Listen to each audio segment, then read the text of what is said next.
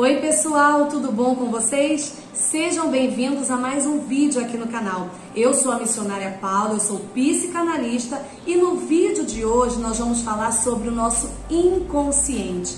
Na verdade, nós somos o que está no nosso inconsciente. As pessoas acham que as nossas ações são conscientes e, na verdade, a maioria das nossas ações vem de uma forma inconsciente. Por isso que muitas das vezes a gente não explica certos comportamentos, certos hábitos que a gente tem, que às vezes incomoda e a gente não consegue mudar. Esse tema inconsciente está no meu livro Cura Emocional e Saúde Espiritual. O que nós vamos falar no vídeo de hoje não está aqui no livro, é um outro conteúdo, tá bom? Mas eu começo aqui o meu livro falando sobre a teoria do iceberg, que é a teoria de Freud. Quando você vê um iceberg, você vê ali uma pedra de gelo sobre a água. Então Freud compara essa pedra de gelo que a gente vê, que a gente enxerga, à nossa consciência. É aquilo que a gente sabe sobre a gente, é o que nós somos conscientes sobre nós mesmos. Mas debaixo da água existe uma pedra muito maior, uma pedra que ninguém vê, uma pedra de gelo muito grande.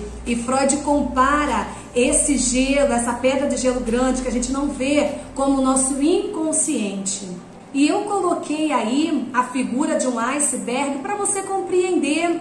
Então essa ponta de gelo aí em cima é o que a gente sabe sobre a gente. E esse monte de gelo aí embaixo é o que nós não sabemos sobre a gente. É no inconsciente que está realmente quem nós somos. Os nossos medos, os nossos desejos, as nossas memórias, o recalque. Porque recalque, diferente do que as pessoas acham que é, recalque são desejos reprimidos. E para você entender melhor, tá?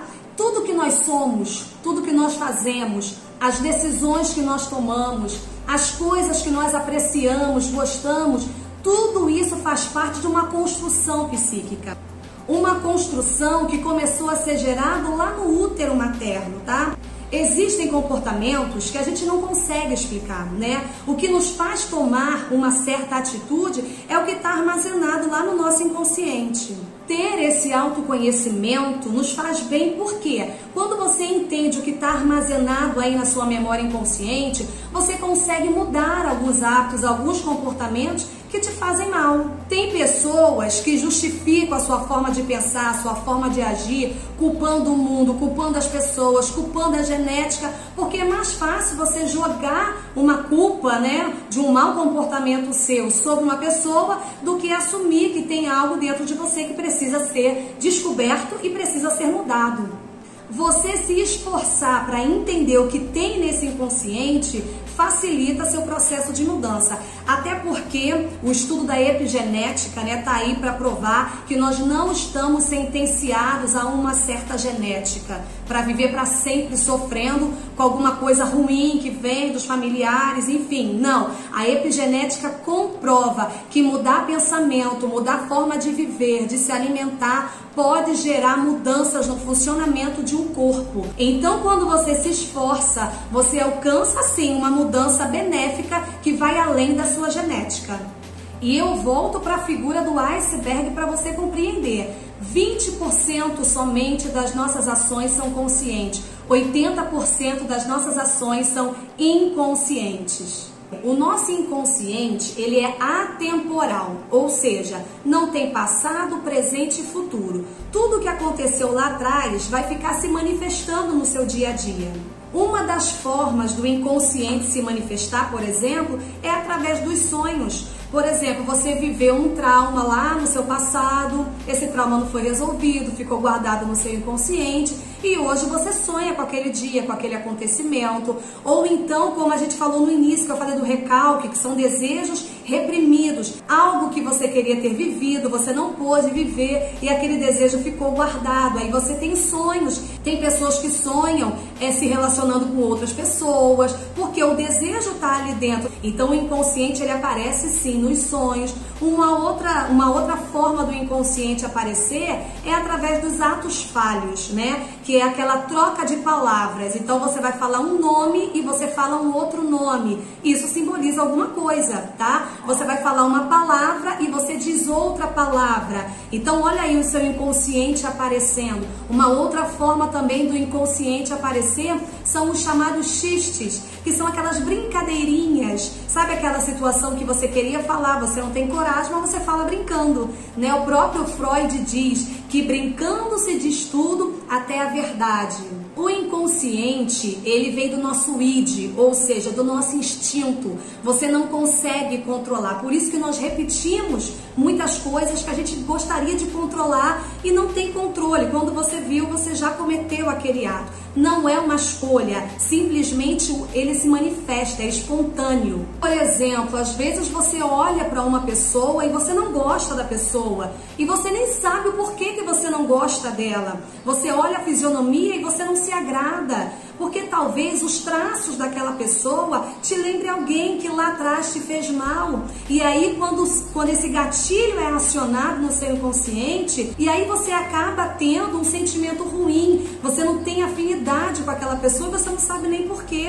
Ao contrário também acontece, você olha para uma pessoa e logo de cara você gosta. Você sente uma afinidade por essa pessoa. Talvez essa pessoa tenha aí algum traço que acessa a sua memória inconsciente, um traço familiar, um traço materno. O autoconhecimento é libertador. Você já tentou entender por que certas pessoas te incomodam tanto? Porque talvez que você consegue olhar para a vida do outro com crítica e não consegue olhar para você mesmo, para o seu comportamento? Nisso a gente vai tentando empurrar a nossa verdade lá para o fundo do mar, né? Quando a gente não se conhece, quando a gente não sabe o que acontece dentro da gente, é como se a gente tentasse empurrar uma boia para o fundo do mar. Mas a qualquer momento essa boia vai subir novamente. Então é melhor a gente se conhecer do que ficar tentando empurrar essa boia, do que tentar projetar para o outro uma crítica que na verdade é uma crítica do nosso comportamento. Quando você entende o que está no seu inconsciente, você consegue se livrar de memórias ruins, memórias traumáticas que te atrapalham nos dias de hoje. E entender da onde vem certos medos, né? Porque o medo te paralisa de viver coisas grandes, coisas novas. Por exemplo, uma pessoa que tem medo de avião. Por quê? Da onde foi gerado esse medo? Normalmente pessoas controladoras têm medo de avião, porque quando você está no avião você perde o controle de tudo. Estudos comprovam que a terapia muda a estrutura psíquica do cérebro. A terapia não é só para quem tem doença, tá? A terapia é para todos. Quem é você? O que é que você está fazendo com a sua vida? Vale a pena você entender um pouquinho o que está aí dentro para você viver melhor. Tudo que você repete vem do seu inconsciente. Então, a partir do momento que você traz do teu inconsciente para a sua consciência, tem muito mais chance de você mudar esse comportamento repetitivo. Você já se perguntou por que você gosta daquele cheiro? Por que você gosta daquela música? Por que você se sente mais confortável em certos ambientes do que em outros ambientes? Eu, por exemplo, descobri uma coisa muito gostosa para mim, e isso é muito bom, a gente se descobrir todos os dias. Quando o dia tá chuvoso, me dá muita vontade de fazer bolo, porque eu gosto daquele cheiro da chuva, da terra molhada e aquele cheirinho do bolo saindo do forno. Eu fui criada em apartamento e a minha mãe gostava muito de fazer bolo. Então esse cheiro do bolo misturado com o cheirinho da chuva, da terra molhada, me traz essa memória gostosa de aconchego, de infância, essa memória materna. Então hoje em dia, quando tá aquela chuvinha gostosa, eu já coloco um bolo no forno para fazer. E é interessante que a minha filha, quando ela acorda e ela vê que o tempo tá chuvoso, ela fala: mãe, hoje você vai fazer bolo, né? Então eu já percebi que ela também vai ter essa memória inconsciente na vida adulta. Esse cheiro vai ser um cheiro que vai trazer um aconchego para ela também. Outros exemplos também dessa questão inconsciente, para vocês compreenderem melhor. Já viu aquela pessoa que ela só se relaciona com pessoas agressivas, com pessoas abusivas? Possivelmente ela teve um pai agressivo.